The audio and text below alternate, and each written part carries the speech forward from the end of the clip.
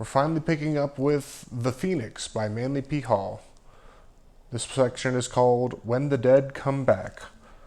Those opposed to the belief that man's intellectual faculties survive the dissolution of his physical body advance as proof of mortality, that the dead do not return. The phenomena of spiritualism are not accepted by the materialist as evidence of this survival because of the difficulty of establishing by physical means the integrity of such manifestations. It is a mistake, however, to suppose that the vistas of the invisible world can be charted by clairvoyance alone. When men have died and have lived again, for returning from the veil of shadows, they have described with minute detail that which they experienced and beheld. In most cases, they were not even believers in the metaphysical. Before their miraculous death and resurrection, they were addicted to intemperance and excess. But after their return from the subterranean realms of Hades, they became men of exemplary morals, having been shocked into a new life of piety by the awesomeness of their experiences. By the irreligious, death is viewed as the final dissipation of both life and intelligence. By the devout, it is held as the beginning of a spiritual state where woe ceases and all things become miraculously perfect. To the rational-minded, it must be evident that both these extreme viewpoints are, to say the least, illogical. If there be either reason or consistency in nature, order in the world, or justice in the divine plan, then all things must persist in harmony with themselves. That which is to come must be justified by that which precedes it. Ends must be determined by appropriate means, and all conditions must generate their similars. When a man disappears from his circle of physical associations, this circumstance is scarcely sufficient to warrant the conclusion that, on one hand, he has utterly ceased to be, or that, on the other hand, he has become apotheosized. If men would cease to live anticipating some unreasonable post-mortem metamorphosis, and live now as though they were to continue themselves throughout all space and time, there would be a greater incentive to the improvement of present conduct. We are apt to overestimate the importance of death as an incident in life. Death is regarded as a change of condition when, in reality, it is only a change of place. Such change can produce no appreciable difference in either the moral or ethical status. As in life, so in death, a man is no better and no worse for where he is, but rather for what he is. A person passing from one room to another does not change his temperament at the doorway, nor does he cast off his attitudes with his garments. Life and death were terms employed by the ancients to symbolize planes of human consciousness. By death should be inferred that condition of ignorance which results from the encroachments of the material impulses upon the province of the rational nature. By life should be inferred that stimulation of the energies of the soul by which man is emancipated from bondage to the illusions of the materiality. To paraphrase the Platonic argument of Plotinus, when the soul is merged with the body, so great a part of it sleeps or is obscured that the stimulation of the sense perceptions is its only employment.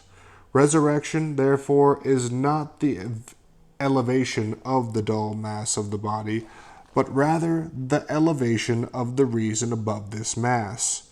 Any phenomenal change from life to death, or from death to life, if unaccompanied by spiritual enlightenment, it is only a transmigration from sleep to sleep, from dream to dream, like a man passing in the dark from bed to bed. All real change must take place in the soul, by which, in turn, the body is tinctured. The vicissitudes of the body, such as its comings and its goings, while they have no direct influence upon the quality of the soul, may by indirection affect it as the mind. Through the contemplation of phenomena, it is led to analysis of realities.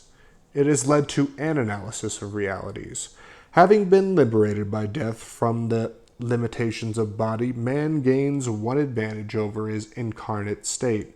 He has come to function in and become a part of that subjective world of which our objective sphere is but the shadow. Certain mechanisms of creation are, therefore, uncovered to his view, and if his understanding be sufficient, he may gain a better estimate of comparative values and degrees of truth.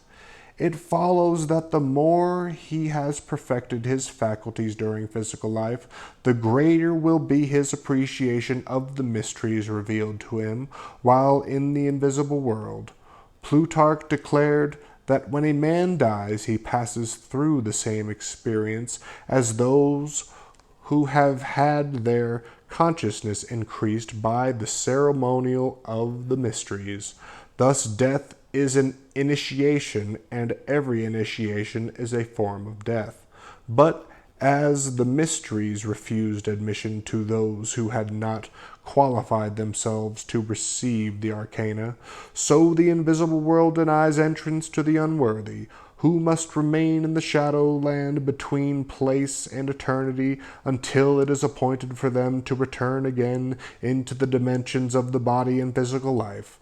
Thus, to the informed, death imparts further instruction, but to the uninformed it renders issues more confused. There is no greater good than to behold and understand that which is beheld, and there is no greater grief than that to be in the presence of wisdom, and through the poverty of the faculties be incapable of partaking the good thereof.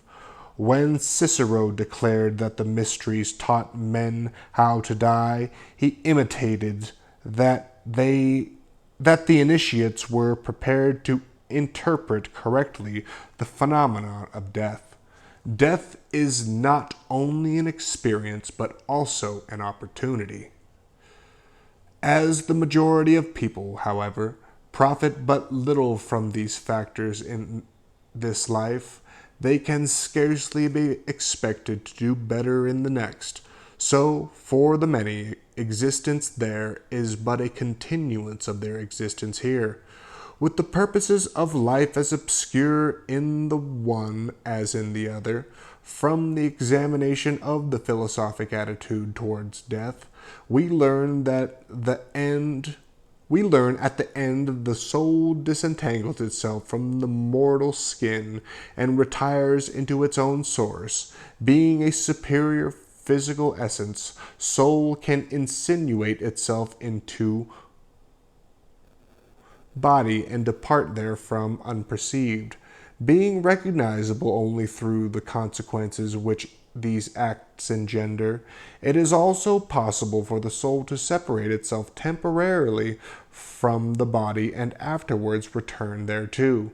While its vital agent is thus absent, the body must remain inert. But when the psyche returns, it can lift the physical lamp again into a state of action. Under such conditions, the soul retains its hold upon the body by certain magnetic threads, so that the vital functions are preserved. Returning along these threads, the soul again penetrates the labyrinth of matter and reanimates the frame. If the threads by which body hangs suspended and soul are broken, however, then death is complete. The body becomes a derelict upon the sea of matter, and soul no longer can affect or control the empty shell. That the ancients experimented in these wonders and instructed themselves in all the aspects thereof is attested by Proclus, who, in a manuscript commentary upon the 10th book of the Republic of Plato, writes that it is possible for the soul to depart from and enter into the body. It is evident from him who, according to Clionimus, used a soul-attracting wand on a sleeping lad, and who persuaded Aristotle, as Clionimus relates in his treatise on sleep, that the soul may be separated from the body, and that it enters into the body and uses it as a lodging. For striking the lad with the wand, he drew out and, as it were, led his soul for the purpose of evincing that the body was immovable, when the soul was at a distance from it, and that it was preserved uninjured. But the soul being again led into the body by means of the wand, after its entrance narrated every particular. From this circumstance, therefore, both the spectators and Aristotle were persuaded that the soul is separate from the body.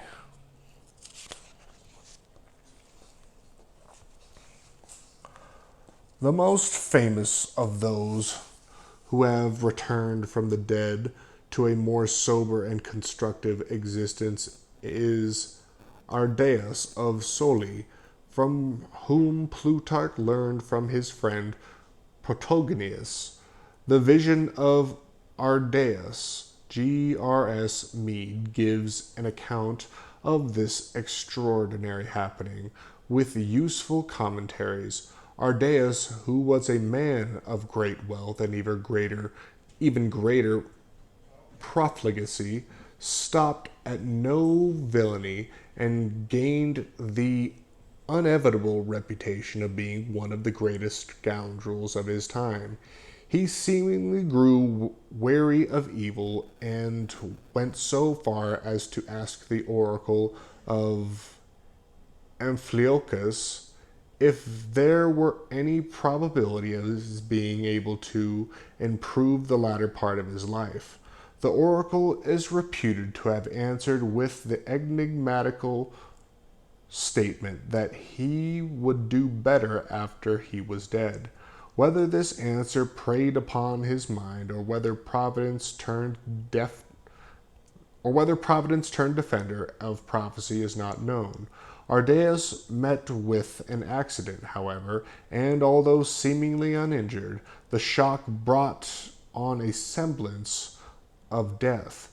There was a complete suspension of animation which deceived the cleverest physicians. 3 days later, just as the plans for his funeral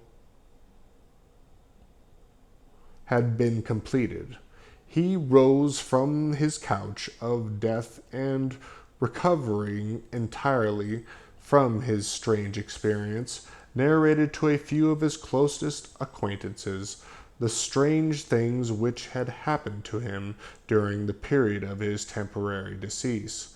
After this unpleasant experience, writes Mead, Ardelus became an entirely reformed character of quite exemplary virtue. Ardelus explained the amazing change in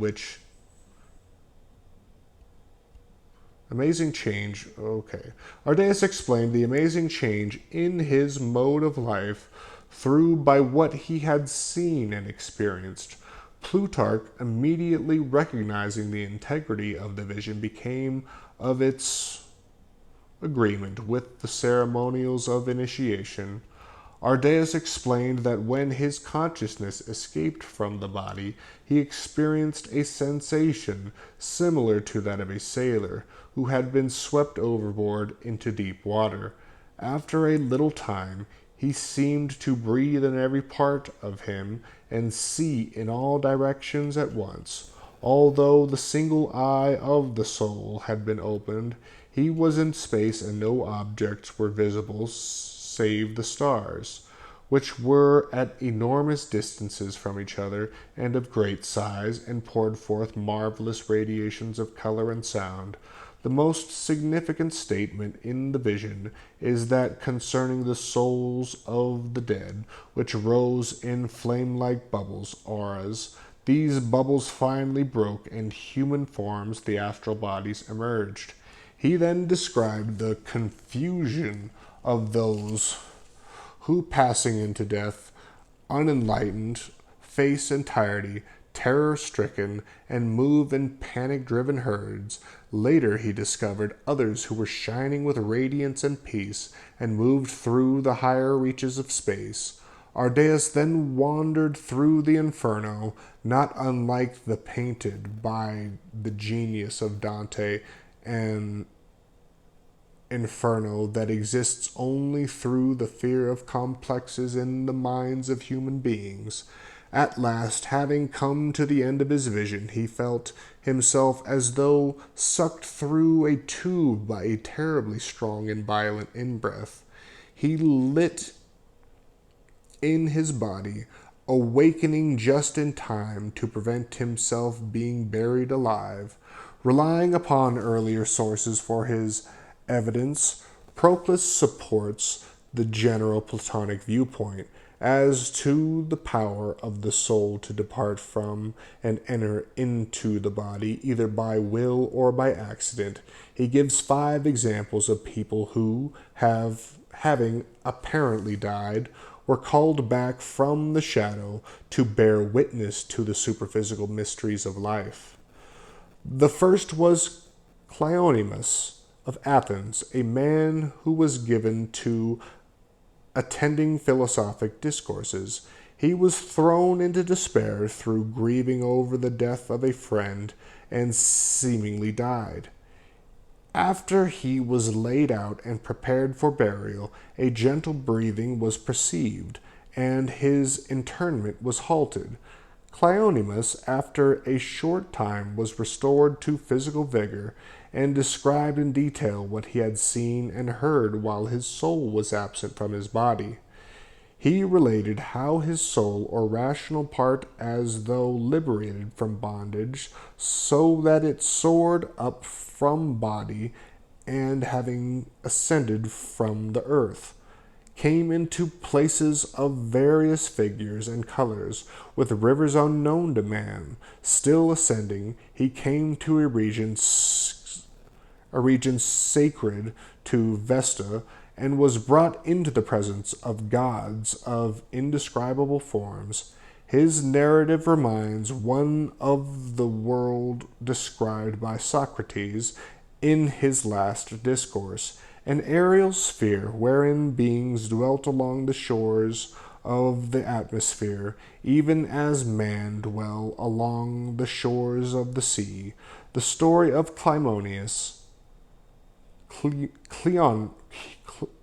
I'm going to call him Cleonius, is vouched for by Clearchus, who was a disciple of Aristotle. The second example Proclus draws from the historian Naumachus, and is concerned with one Plocritus, a prominent citizen among the Aeolians. Polycritus returns to life after being dead or in a state of suspended animation for 9 months. Coming forth out of his tomb, he joined in a general assembly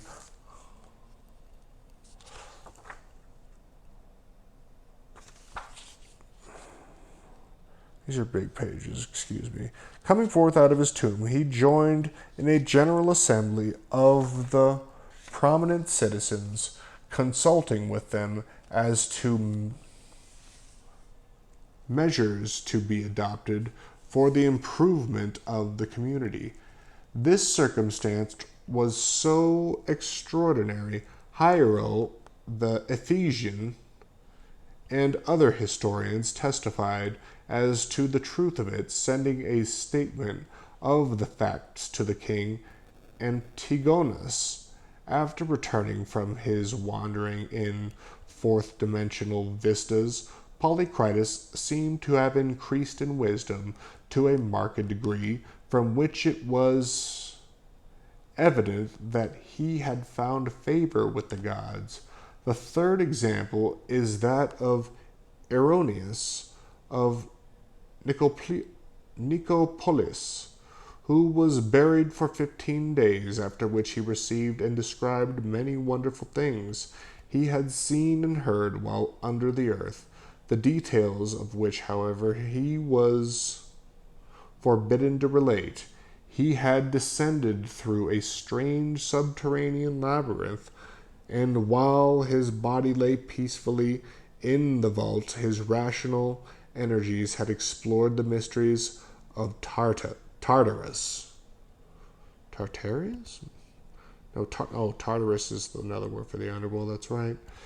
It is recorded of this man also that his conduct was more just after his initiation than before.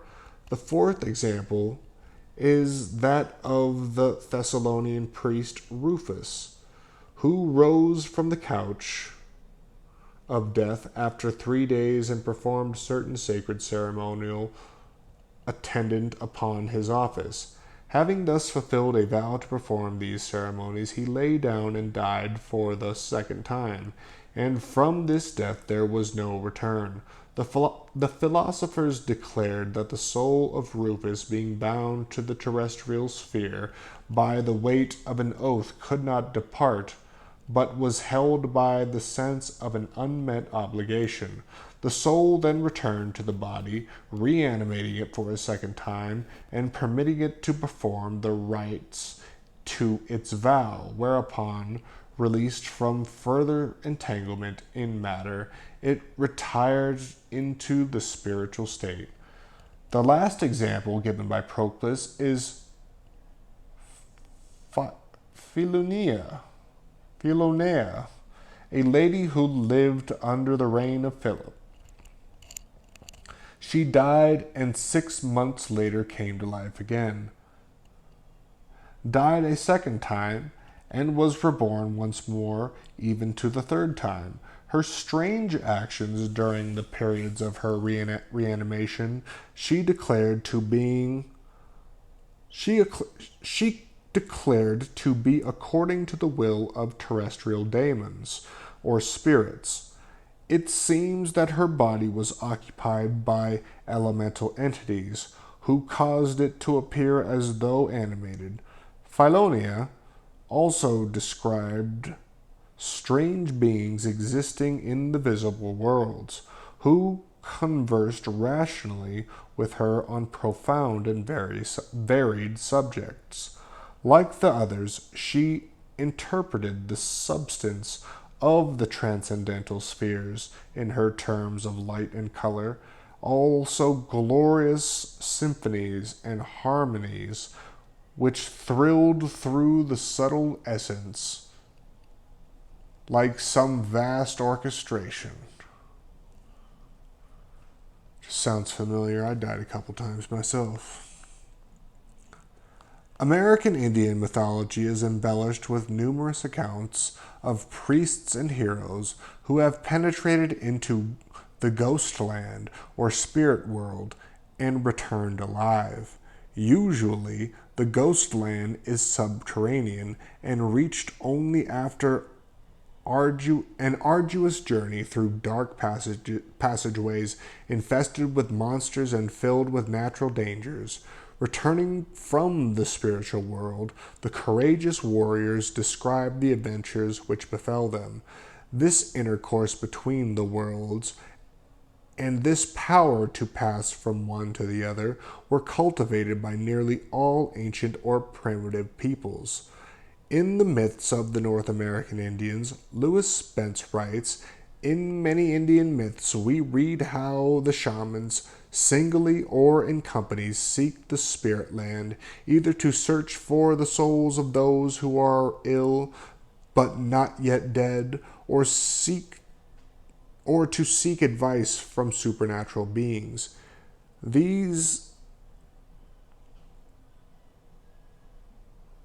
new word, wow. These thaumaturgical practices were usually undertaken by three medicine men acting in concert, falling into a trance in which their souls were supposed to become temporarily disunited from their bodies. They would allow the track of the sick man's spirit into the spirit world. The order in which they traveled was determined by the relative strength of their guardian spirits, those with the strongest being first and last, and he who had the weakest being placed in the middle. If the sick man's track turned to the left, they said he would die, but if to the right, he would recover. From the trail, they could also divine whether any supernatural danger was near, and the foremost priest would utter a magic chant to avert such evils if they came from the front, while if the danger came from the rear, the incantation was sung by the priest who came last. Generally, their sojourn occupied 1 or 2 nights, and having rescued the soul of the patient, they returned to place it in his body. Not only was the shaman endowed with the power of protecting his own astral body into the land of the spirits, by placing cedarwood charms in the hands of persons who had not yet received a guardian spirit, he could impart to them his clairvoyant gifts, enabling them to visit the spirit land and make any observations required by him.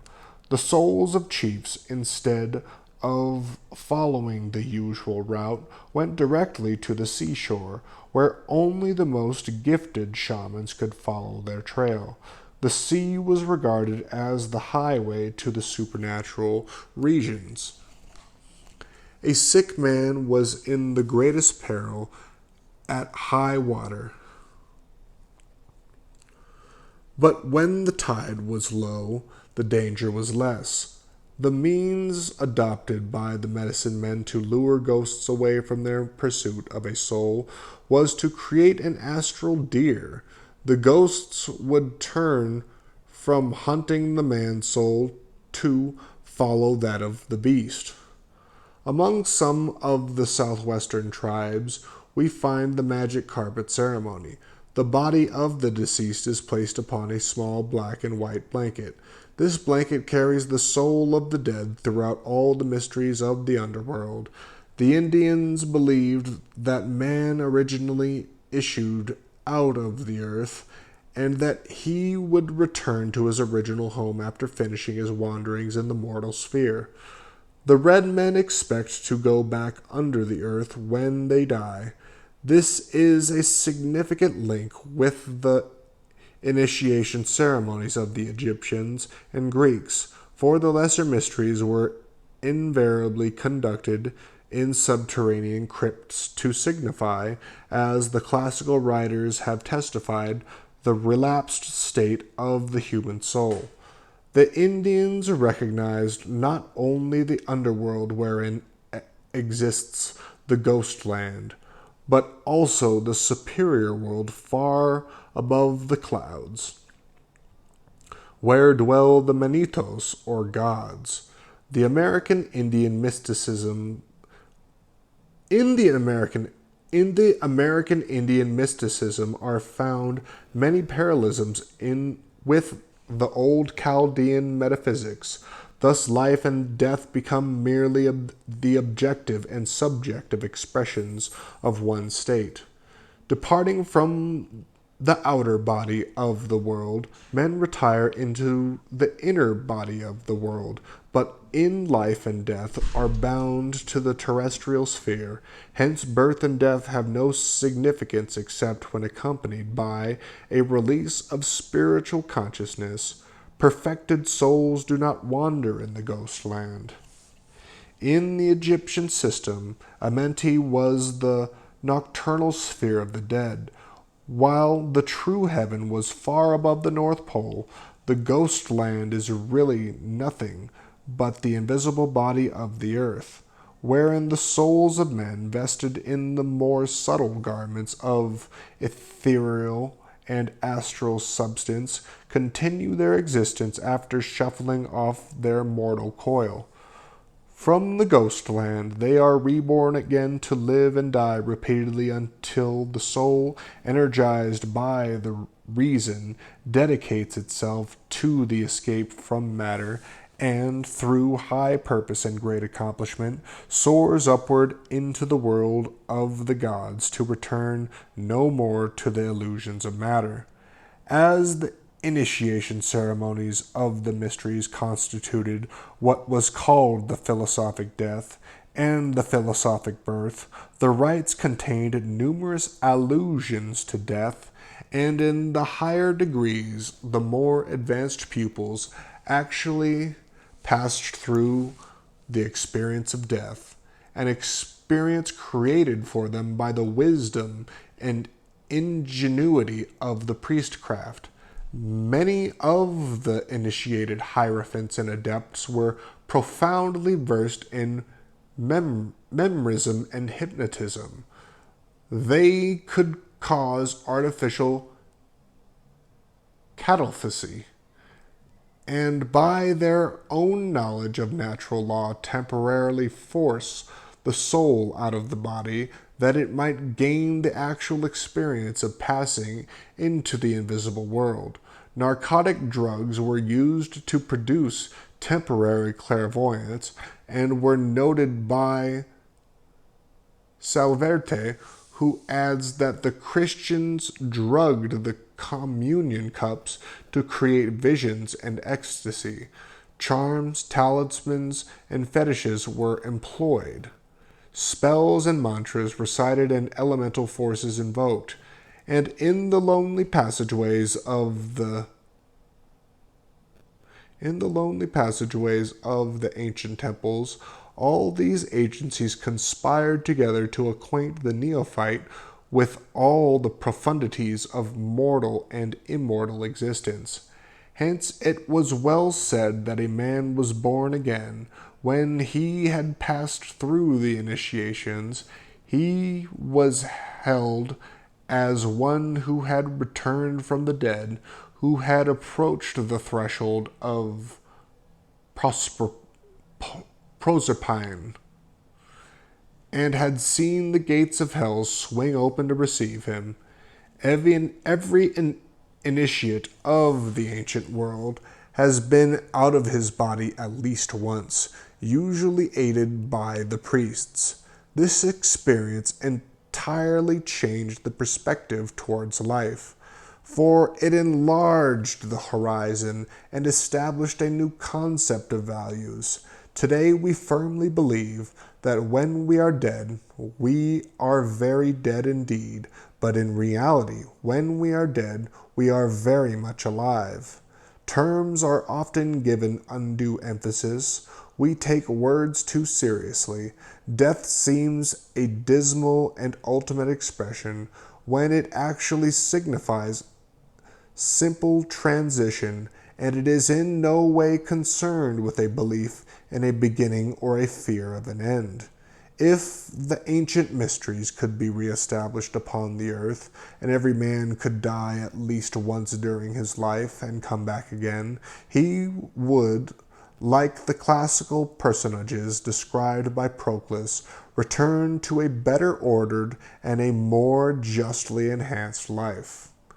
Having passed through such an experience, we would not again be the same as we were before. This single circumstance is largely responsible for that indescribable interval which separated the philosophers of antiquity from mankind in general. The philosophers were of a rare apart, a strange dignity, a commanding simplicity that had been conferred upon them by the mysteries, as the oracle of Amphilochus said to Ardelus. We in turn might say of every man that they would do better after they had died at least once. Ain't it the truth? I am living proof of that. Well, that's it for today. Starting Albert Pike next. I guess I'll show you the picture. This is the god of force, an electric spark photographed by its own light. Huh.